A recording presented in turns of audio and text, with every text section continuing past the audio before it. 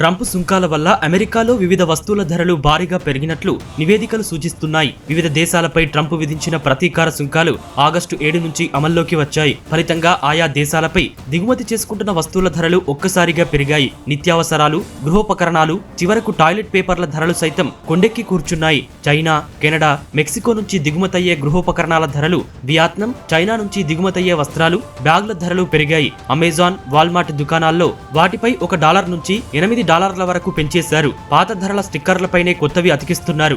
ఎక్కడ చూసినా ధరలు పెరుగుతున్నాయంటూ వినియోగదారులు ఆగ్రహం వ్యక్తం చేస్తున్నారు. మొత్తంగా ట్రంప్ సుంకాలు సగటు అమెరికన్ పై $2,048 అంటే $2,11,000 అదనపు ఖర్చును కలిగిస్తాయి. ఆటోమొబైల్స్ విడిభాగాలపై సుంకాల వల్ల కార్ల ధరలు పెరిగిపోయాయి. ఫోర్డు, GM, స్టెల్లాంటిస్ ఆటోమొబైల్ కంపెనీలు తమ లాభాలు $1 బిలియన్ తగ్గుతాయని ఆందోళన వ్యక్తం చేస్తున్నాయి. 2026 మోడల్ కార్ల ధరలు 4 నుంచి 6% వరకు పెరగవచ్చని అంచనా. భారత్ మాదిరిగానే అమెరికా కూడా చైనా నుంచి చిన్నపిల్లలు ఆడుకునే బొమ్మలు, గడియారాలను పెద్ద ఎత్తున దిగుమతి చేసుకుంటోంది. వాటిపై విధించిన సుంకాలతో ఆట బొమ్మల రేట్లు జూన్లోనే పెరిగాయి. బ్రెజిల్ నుంచి కాఫీ, స్విట్జర్లాండ్ నుంచి చాక్లెట్, కెనడా సహా ఇతర దేశాల నుంచి వచ్చే ఆల్కహాల్ పై సుంకాలు అమెరికన్ వినియోగదారులకు ఏడాదికి 60% అదనపు ఖర్చును మిగులుస్తాయని ఇండిపెండెంట్ వార్తా సంస్థ తెలిపింది.